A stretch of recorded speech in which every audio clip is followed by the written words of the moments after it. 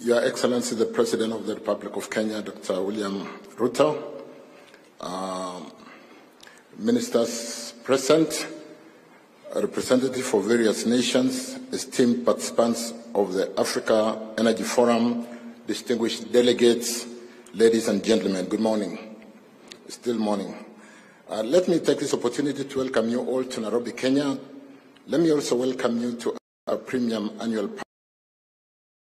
where governments and state utilities meet annually to address the international energy community and opportunities available in Africa, power and gas sectors. The Africa Energy Forum, Your Excellency, brings together senior government officials and private sector executives to discuss opportunities in expanding public and private energy sector. I extend my gratitude to the organizers for choosing to hold this forum in Nairobi, Kenya, allowing us to showcase the journey of the energy space in Africa.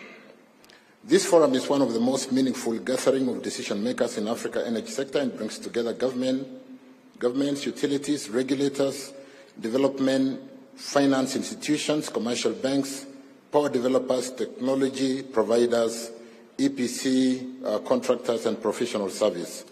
Your Excellency, over the next 3 days, we'll seriously engage and look at several topics, including insights from ministers and heads of utilities on energy mining from the continent. And like Simon said, we have over 23, 24 ministers in the House today from the continent.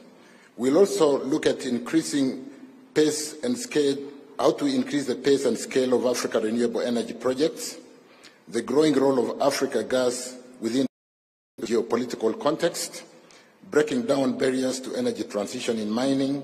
We look at capital flows and risk mitigation in today's market. We'll also be looking at financing an African energy transition in the challenge of today's climate change, and Africa path to becoming global green hydrogen powerhouse, building regional power markets, electricity trade between countries, and many other topics, Your Excellency. On the area of connectivity in Africa, we need to improve power generation and connectivity to our people. With 600 million people, some of the highlights, Your Excellency, in our continent not having access to electricity and an average of 180 kilowatts hour per capita use of electricity in our continent, we have a lot of work to do. On the energy mix, Africa has great potential in geothermal, solar, wind, and hydro generation. In the field of geothermal exploration, Your Excellency, Kenya stands. We have tapped into the vast geothermal potential of the Great Rift Valley. I invite the guests here today, and I'll be spending the next 3 days to ensure that some of us do get a chance to visit our Olkaria magical energy trail to see what we've done in geothermal. It's only 70 kilometers out of Nairobi here. On wind power, our commitment to wind power generation has borne fruit. One shining example, of course, is the Lake Turkana wind project located in northern part of Kenya, one of the largest wind power plants in Africa and in the world today. Africa in hydro generation has vast hydro generation potential from the Congo River Basin, the third largest river in the world, to the Nile Basin and what the Ethiopia, our neighbors, are doing. In Kenya, we have developed our hydro plants in renowned Seven Forks Hydro Complex, including Masinga, Kamburu, Kiambere, in the Tana River, which contributes 700 megawatts of our energy supply. In addition to these large-scale projects, we need to recognize the potential of small hydro systems. Small hydro system, ladies and gentlemen, plants such as the 2 megawatts, Your Excellency, Kogo plant in Migori County, plays a vital role in electrifying rural and remote areas where grid connectivity may be and remains a challenge. On solar PV, we have vast potential of solar energy in Africa. Solar also witnessed tremendous growth with photovoltaic improved technology today and the cost of solar PV coming down, coupled with the battery storage that will be the next really blue sky for us to conquer. Through innovative approaches such as solar mini-grids and off-grid solar, Africa can extend electricity access to remote areas and marginalized communities. The Garissa solar plant, located in northeast part of the Kenya region, is one of our largest solar plants today with a total of 54 megawatts. It has the capability of powering approximately 625,000 households, bringing clean, affordable electricity to our people. On transmission, ladies and gentlemen, to enhance connectivity and efficiency in Africa's energy sector, we have to expand our transmission and distribution infrastructure, build cross-border infrastructure, regional power grids, and interconnections to facilitate energy trade and foster integration and economic growth. By embracing hydroelectric power, geothermal energy, wind power, solar energy, and gradually reducing our reliance on thermal, we will create the diverse and resilient energy sector in our continent. Africa has tremendous potential in renewable energy.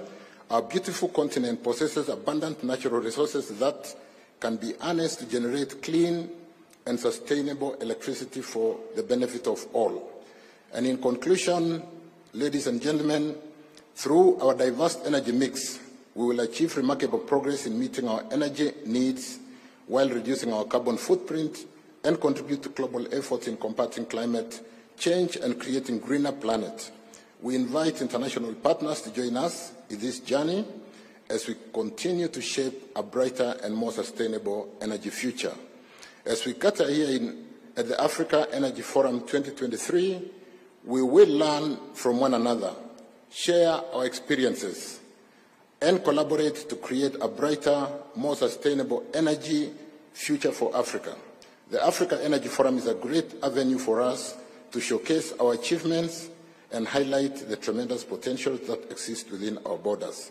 Together we can harness the power of innovation, technology, and partnership to address our energy challenges and unlock the vast potential that lies within our continent.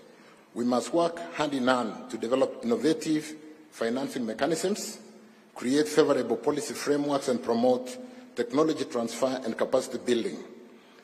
Only through collaboration we can unlock full potential of renewable energy and build a future that leaves no one behind. I wish to extend my heartfelt gratitude to all the participants, organizers, and partners who have contributed to making this event a reality.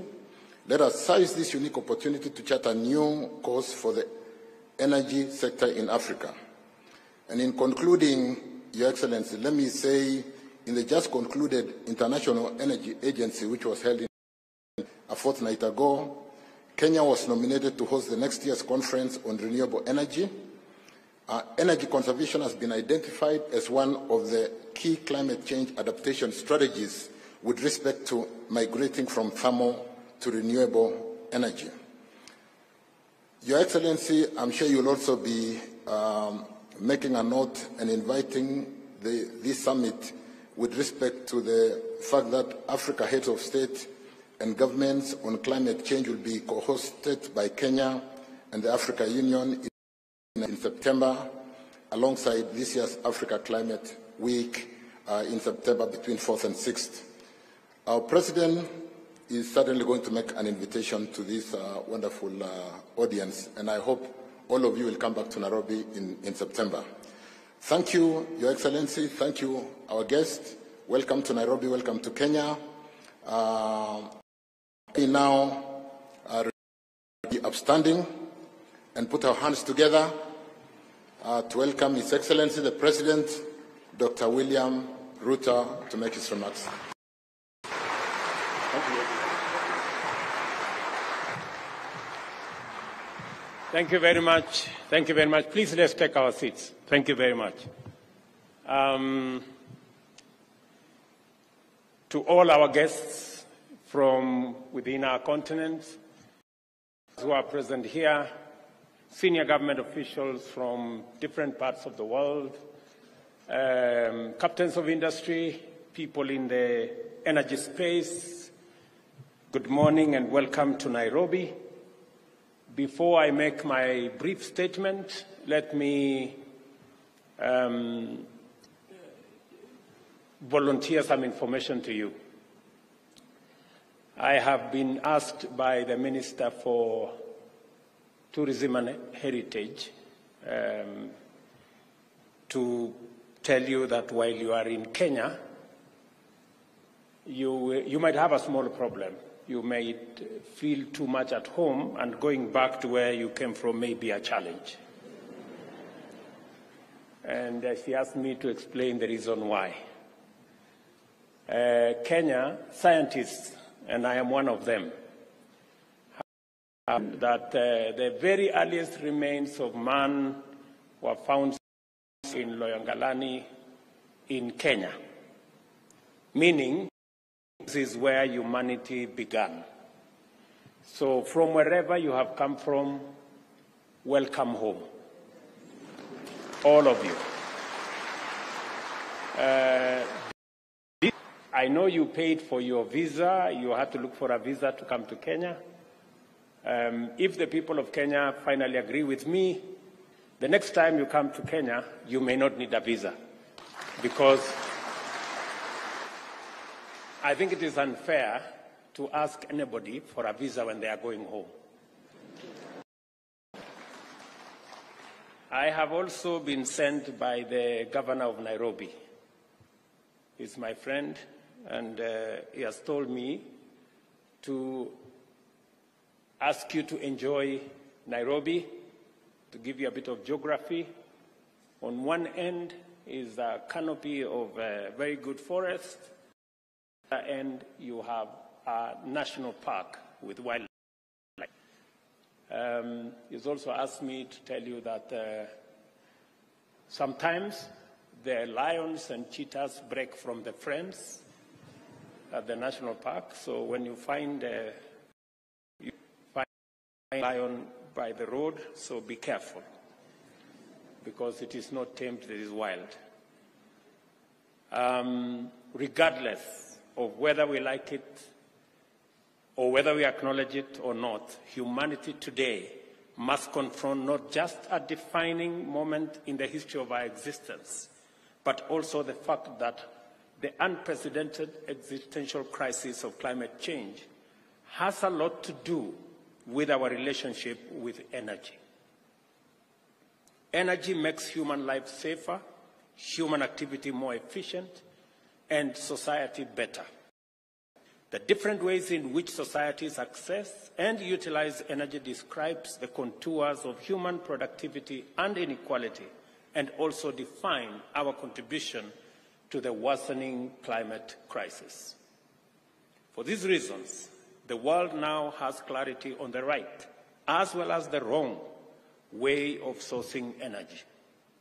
The question of whether we need energy at all shall never arise, because that is the mandatory fact of life. The matter of how we cater for our energy needs must therefore escalate us to the highest priority of humanity's urgent existential concerns, and must continue to occupy our thinking. In the discourse about energy and climate, it is impossible to be neutral or disinterested. We can be part of the problem and at the same time contribute to its solution in various ways. For instance, Africa, with only 16.7% of the world population, has historically been the world's smallest contributor to the problem, cumulatively less than 2.9% of greenhouse gas emissions. At the same time, Africa bears the disproportionate burden of adverse impacts of climate change, including weather phenomena, whose devastating consequences range from drought and starvation on one end to floods, landslides, and waterborne disease, as well as massive destruction of property, infrastructure, and livelihoods on a scale that is unprecedented. Moreover, Africa is home of the world's greatest concentration of people without access to efficient and ecologically sustainable energy, with 600 million people having no electricity at all and 900 million people without clean cooking energy. Further, Africa as a continent is heavily endowed with clean, green, and renewable energy resources, as well as the essential minerals required by the global energy transition that humanity must undertake to avert a climate catastrophe.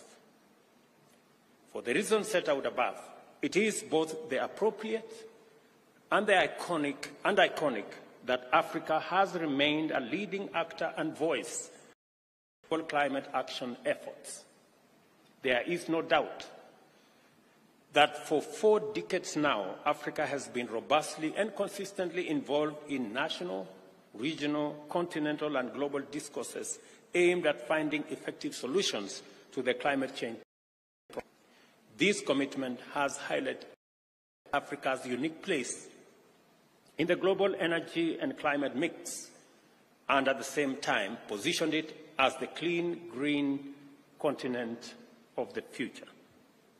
The 25th edition of the Africa Energy Forum, therefore, reminds us about the history, progress, achievements, figure, and consistency of Africa's commitment to developing a viable pathway towards energy access and effective climate action.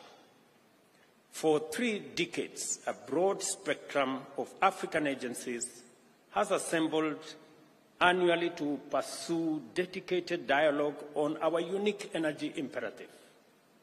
For 25 years, African governments, energy sector utilities and regulators, development finance institutions, innovators and technology providers have sustained a commitment to collaborate and take action to move Africa in the direction of its Paris Agreement goals.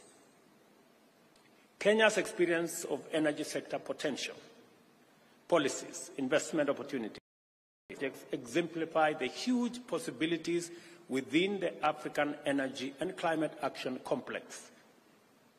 Allow me to. Decades ago, Kenya boldly invested in the development of its renewable energy potential at a time when it was not fashionable to do so. The decision has paid off. Renewable sources form 73% of our installed electricity generation capacity, accounting for over 90% of electricity generated and distributed in Kenya.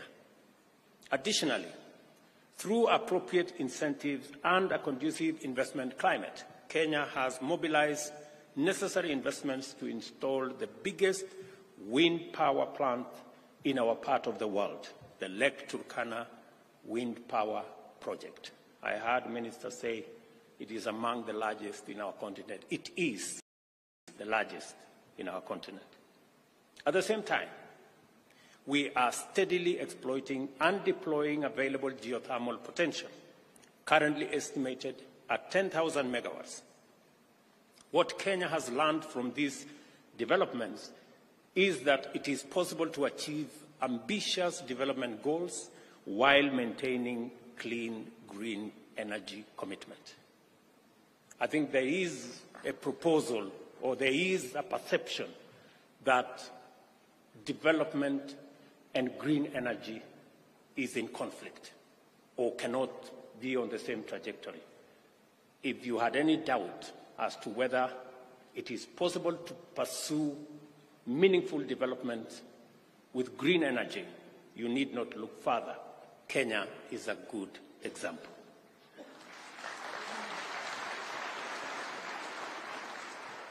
Energy is one of the fundamental enablers for the transformation agenda and our infrastructure component of our bottom-up economic transformation agenda. Partnerships and collaborations in the energy sector are premised on the fact that Kenya is endowed with substantial renewable energy resources which constitute a highly attractive investment profile. The opportunities include, and I'm saying this because I know in this room we have men and women who are looking for opportunity to invest in our country and in our continent. One, proven wind energy potential of 30,000 megawatts with 346 per square and speeds of over 6 meters per second. A wind resource atlas is available to show high-value wind power prospects. And I said that atlas be made available and transport also be made available so that you can go and see sites. The Lake Turkana Wind Power Project, with a capacity of 310 megawatts, is the largest in our continent. And just the same way Davis has said he will arrange to take you to Olkaria, I suggest that he also puts together a plane to take people to this great project. Average annual solar installation estimates at 4 to 6 kilowatt hours per square meter per day exist for both off-grid and on-grid options. A Kenya off-grid solar access project is under implementation but covering 14 underserved counties. There is potential to expand the coverage to other needy counties, and we welcome investments and partners to work with us, either as investors on a public-private partnership framework or indeed any other frameworks that can be negotiated. Number three, tremendous geothermal energy potential currently estimated at 10,000 megawatts, out of which less than 10% has been exploited. Kenya is already the largest global producer of geothermal power. 6,000 megawatts of both large and small hydroelectricity potential is also on the offer. 300 megawatts potential for cogeneration in the sugarcane factories in Western Kenya is also available. 20 to 131 megawatts of biogas potential using various feedstocks. A 2 megawatt biogas is already operational in Naivasha and is using flower waste from the flowers we are exporting globally. As already mentioned, renewable energy in Kenya currently accounts for 73% of installed power generation capacity. In terms of utilization, renewable energy accounts for 90% of the power generation dispatch. We are on course towards achieving our target of 100% clean energy in 8 years. Additionally, we have set a target to achieve 100% access to clean cooking by 2028. In fact, in our budget this year, we have done two things so that we can set ourselves on the trajectory to clean cooking. Number one, we are reducing taxes, the 8% VAT on gas, cooking gas. Number two, we are also extending, on the other hand, facilities that will make it possible to reduce our cylinders from about 2,000 shillings to between 300 and 500 shillings. Again, push the trajectory in cooking. With an installed electricity generation capacity of 3,002 megawatts, Kenya has made significant achievements in electricity access over the past 7 years. It raised connectivity from below 30% in 2013 to over 77% at the moment. This success was driven by a robust policy and regulatory framework that enabled both public and private investments in the power sector to profitably invest in access throughout the country. This is how Kenya became a global leader in renewable energy exploitation and is on track to meet or exceed its Paris Agreement pledge, leading the way for more equally or even better endowed African countries to invest in renewable energy production. I am saying on this because I know we have ministers from our continent in our midst, and welcome, honorable ministers. I am saying this so that nobody should have any doubt that it is possible for us to avoid burning our planet with fossil fuels. It is possible for us to exploit our renewable energy potential that is abundant in our continent, drive our development programs, develop our energy potential without necessarily putting our lives in danger as we are witnessing with climate change. Access to clean cooking is an important national policy priority and a fundamental component of our agenda. A bioenergy strategy has been formulated to guide the process towards universal access to modern cooking energy. In 2021, our Energy Compact on clean cooking was prepared and submitted at the high-level dialogue on energy, expressing Kenya's commitment to accelerate access to clean cooking. As part of implementing the Compact, Kenya is launching an energy transition program where all public institutions shall shift away from biomass cooking gas to cleaner and sustainable options.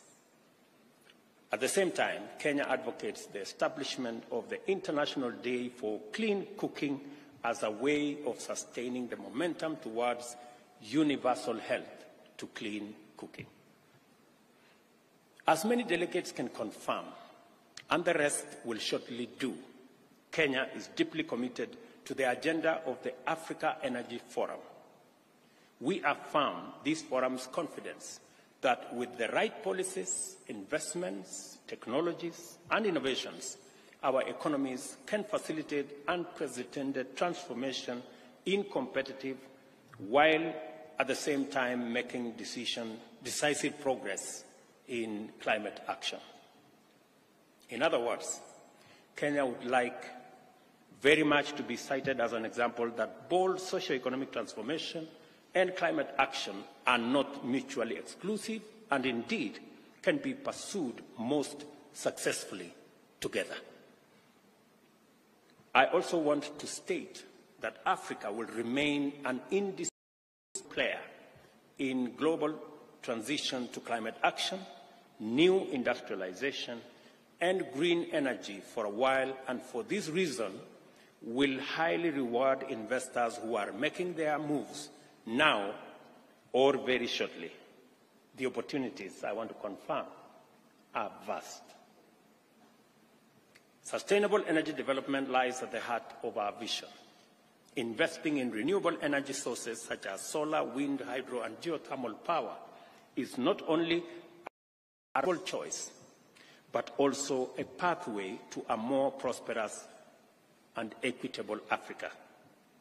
By transitioning away from fossil fuels, we shall contribute to global efforts to mitigate climate change, protect and secure a sustainable future for ourselves and for the generations that will come after us. Sustainable energy development requires sufficient scale to ensure universal energy access and affordability. There exists more opportunities to bridge the energy access gap and ensure that both urban and rural areas, underserved communities, and marginalized groups have access to energy they need to thrive. This calls for inclusive energy policies, innovative financing mechanisms, and targeted policy interventions to reach those who need it most. Isolation, unilateral effort is becoming costly in the era of Pan-African regional and continental integration. Regional energy cooperation and collaboration are of paramount importance. By working together, Africa can maximize their collective potential and enhance energy security, stability, and efficiency. Cross-border energy infrastructure projects, such as regional power grids and interconnections, will not only facilitate energy trade, but also foster regional integration and inclusive economic growth. this singular moment, when energy connectivity powers Pan-Africanism, while Pan-Africanism drives energy connectivity, is also our opportunity to strengthen partnerships and build a united, interconnected Africa. I say this because as policymakers, we have agreed and we have decided and we have set ourselves to achieve consolidation of our assets, our thoughts, and to make our development inclusive. It is the reason why we have 85%, close to 90% ratification of the Africa Continental Free Trade Area, because it is the instrument that will consolidate our synergize, create the single largest market of 1.4 billion people, and being the youngest continent, provide ourselves the opportunity to provide global labor for the future. In any case, by 2050, a quarter of the world's population will be living in the African continent. And the endowments that we have, the huge energy resources that we have, green energy resources that we have in wind, in solar, in geothermal, in hydro, the huge resources we have in sustainable agriculture, because we have 2/3 of the world's uncultivated agricultural land. And with our demographic dividend, we want to position the continent of the future, the continent that is going to drive green industrialization, that assist the globe in making sure that we have not just green energy and green industrialization, but assist in decarbonizing the rest of the world. We all agree today that the conversation is no more and should not be the reality. It should not be a North versus South conversation, or rich versus poor, or the emitters versus the non-emitters. We need to find a win-win conversation that will make the work with the emitters work with the non-emitters, so that we can solve this problem. And hopefully, we are going to have that conversation, the beginning of that conversation, the day in Paris, because we need a new financing deal that will make it possible for all of us as humanity to realize the existential threat that we face as humanity because of climate change. The North is as at a risk as is the South. The emitters are as vulnerable as the non-emitters. So we need to work together. This is not time for finger pointing. This is not time for blame game. This is the time for us to work together towards a solution to save our planet, to ensure that we deploy all the resources we have. First time, those of us from the African continent are not going to complain. We're not going to lament to anybody. We want to have a conversation of equals. We want to have a conversation of the assets that we have. We have huge renewable energy assets. We have huge mineral assets that can be used to deploy hydrogen technology to sort out the power challenge that we have. The North can come with technology and financial resources, and we can have an outcome where everybody becomes a winner. This is the conversation we want to have. it's not a conversation about aid. It's not a conversation about loans. It's not about debts. It's a conversation about investment, where everybody comes with their assets. That is the conversation we want to have. We should be discussing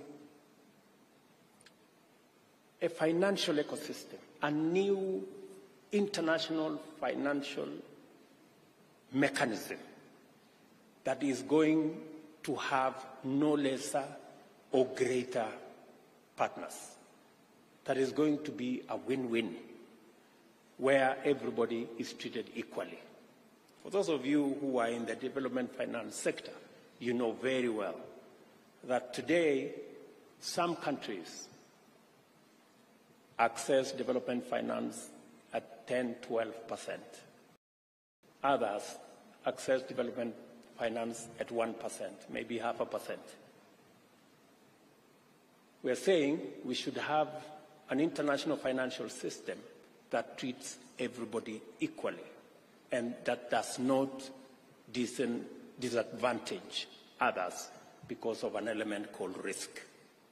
We must find a way of de-risking everybody and making development finance available to all of us equally. To ask for a fair international financial system is not to ask for too much. I think it's the fair thing to do. What we do not want is an unfair system, and any perpetuation of an unfair system is unfair to everybody. And the good news is, for the first time, climate change, there is no developing or developed country. We are all in the same boat. However hard you try, you cannot have unilateral action at the corner. If this place is burning, you cannot have an air condition at your corner. It will not work. You will have to find a way of sorting out everybody if you have to sort yourself out. So I think the sooner we realize that, the better for all of us, and we can all come around one table and have one conversation that gives win-win for everybody. This is why Kenya is honored to host the 25th Africa Energy Forum, and why I am delighted to have this opportunity to engage with you. I welcome all visitors, wish you all a pleasant stay in the green city in the sun, and enjoy to make a little time to experience the warmth, luxury, beauty, delight, and charms of magical Kenya. And as Minister Davis said, I welcome all of you to the conversation of a lifetime between the 4th and the 6th of September, when, as leaders from this continent, we will be sitting down to consolidate our position so that we can contribute to solving the climate change paradox. We are putting our thoughts together. I am hopeful that in Paris we will be able to configure and agree on a new financial deal, which we will consolidate and organize in September. We can globalize in the UN General Assembly later this year, and we can finally sign off and conclude in COP28. I am very hopeful that we are in the space to finally sort out what we started almost 20 years ago at the first Paris Agreement. A lot of tension has built over time. Today, we need to go back to the principles that brought us together when we sat in Paris many years ago, and we need to finally bring this to a conclusion. We've been at it for far too long. And I'm saying for far too long because 20 years is a long time. And we have seen that it is possible to make long-lasting, fundamental decisions without spending 20 years. Let me give you an example. The current World Bank and IMF were in a small city called Bretton Woods in a record couple of weeks. Today, it is 80 years old. It was agreed upon by 44 countries, I think, with about 700 delegates. When Germany was faced with a challenge, it took them one session to change their constitution and raise $110 billion for their defense. After the Cold War, Europe came together and established the Reconstruction Bank that today is European Investment Bank. Within 6 months, it was ready, and within 18 months, it was doing the business for which it was set up. We have plenty of time between now and COP28 to agree on a new financing mechanism that is climate sensitive. It's been done in weeks. It's been done in months. This one has taken years, 15 years. Don't you think, good people, it's time to bring it to a conclusion? I sincerely think it's time to bring it to an end. And COP28 it is, according to me. Finally, I look forward to engaging further with insights from the outcome of your engagements and wish you very productive deliberations and outcomes in your time here. The Africa Energy Forum is now opened. Thank you very much.